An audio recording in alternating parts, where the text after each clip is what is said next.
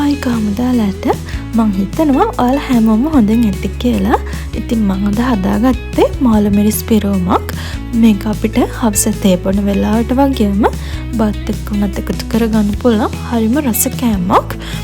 තාමත් මගේ channel එක subscribe කරේ නැත්නම් channel එක subscribe කරලා වීඩියෝ එකත් එක්කතු වෙන්න කියලා මම ආදරෙන් ඉල්ලනවා. මේක හදාගන්න අපිට අවශ්‍ය වෙනවා තම්බල පොඩි කරගත්තු අලගිරි 3ක්.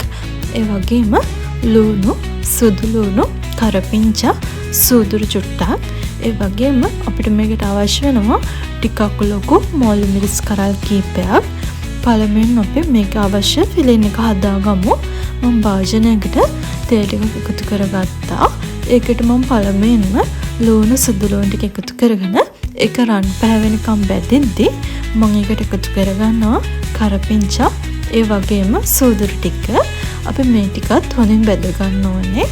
මේ ටිකත් බැදුනහම මම ඊටු ලුණු ටික එකතු කරගෙන ඒ ටිකත් චුට්ටක් ටෙම්පරාද කරගෙන පොඩි කරගත්තු අලගිරි ටික එකතු කරගන්නවා.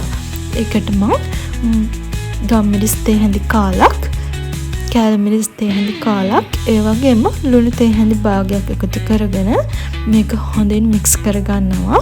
මික්ස් කරගෙන මම මේක විනාඩි 3ක් විතර කුක් කරගත්තා.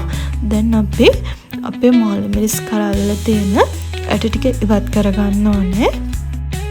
මේ මාළු මිරිස් කරල්ල තියෙන ඇට ටිකක් සරගත් තියෙන වැඩි.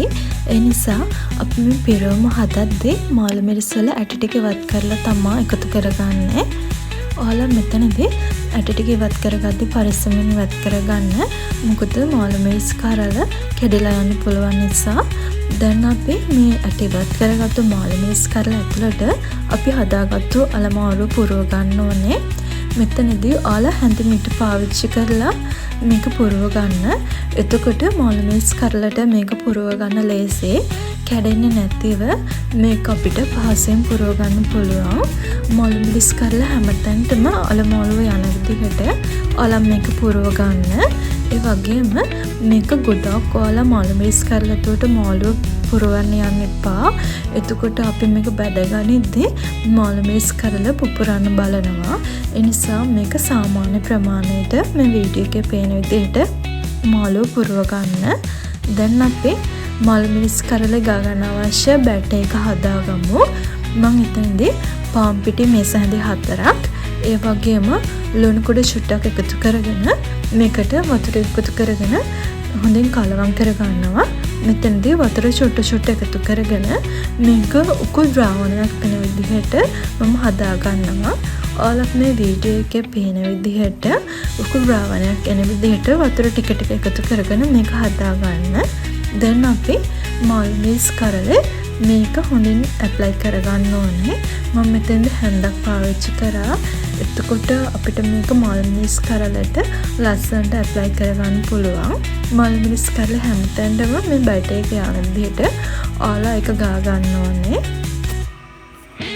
දැන් මේ බැටර් එක ගාගත්තු මාළු මිරිස් කරලේ ඔයාලා බිස්කට් කුඩු තවර ගන්න.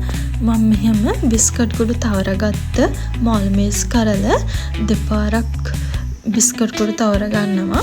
මම දෙවෙනි පාරට මේක බැටර් එක විදිහට යොදාගත්තේ බිත්තර එකට ලුණු ටිකක් එකතු කරගෙන ඒක හොඳින් මික්ස් කරගෙන මේ බිත්තර සාරු එකත් ඔයා මාළු මිරිස් කරලේ හැමතැනම යන විදිහට හොඳින් ඇප්ලයි කරගන්න ඕනේ. මේ බිත්තර සාරු එකතු කරාම මාළු මිරිස් කරල පැලෙන්නේ නැහැ බදිද්දී. ඒක හරිම ලස්සනට ගෝල්ඩ් කලර් විදිහට බද ගන්න පුළුවන්. මේ බිත්තර සාරු ටිකත් ගාගෙන මේක දෙවනි පාරත් බිස්කට් කුඩු එක හොඳින් තවර ගන්න.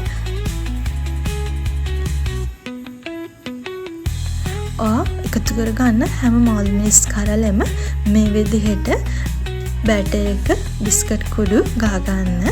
දැන් භාජනයක් ලිපේ තියාගෙන ඒකට තෙල් එකතු කරගෙන තෙල් එක හොඳින් රත් වෙද්දී අපි මාළු මිරිස් කරල් ටික එකතු කරගන්න ඕනේ. මේ මාළු මිරිස් එකතු කරගෙන ඔය හැන්දෙන් තෙල් එක උඩට එකතු කරගන්න. එතකොට මේ මාළු මිරිස් කරල හැමතැනම ලස්සනට එකම පාටක් විදිහට බැදෙනවා. ගොඩක් ගින්දර වැඩි කරගන්නේ නැතුව ලිපේ ගින්දර සාමාන්‍ය මට්ටමේ තියාගෙන මේක ගෝල්ඩ් කලර් වෙනකම් බැද ගන්න. ඉතින් මේ තියෙන මං හදාගත්තු මාළුමිරිස් පිරවුම ඔයාලට පේනවා වගේම ඒක හරිම ලස්සනයි, හරිම ක්‍රිස්පි, ඒ වගේම මේක හරිම රසයි. ඉතින් අනිවාර්යෙන්ම ඔයාලත් මේක try කරන්න ඕන කෑමක් කියලා මං හිතනවා.